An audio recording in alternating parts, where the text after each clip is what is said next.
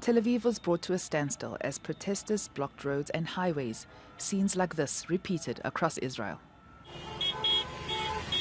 And just like the highways, they want to block the judicial reform bill that would give the Knesset the ability to overrule some Supreme Court decisions. A power the protesters say is anti-democratic. These protests are so widespread, they disrupted the visit of the U.S. Secretary of Defense, Lloyd. He was supposed to arrive on Wednesday, but that was changed at the request of the Israelis.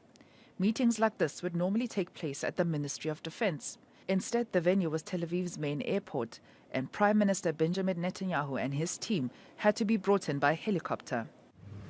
Good to see you again. After the meeting, the Prime Minister tweeted, saying they spoke about the threat of Iran. And it was a united front on Iran as well, as both the U.S. Secretary of Defense and the Israeli Defense Minister spoke to the media. Iran aims to gain nuclear weapons and threaten not only Israel, but the entire world. It is worth noting that Iran insists its nuclear program is strictly for civilian purposes. U.S. Secretary of Defense, however, did bring up the issue of the recent violence in the occupied West Bank. I remain concerned about what we're seeing in terms of escalation of violence. And I did discuss those concerns with my colleagues. And we're urging everyone to de-escalate in terms of activities in the West Bank. Our focus remains on working with Israel and the Palestinians and other regional partners to de-escalate and restore calm.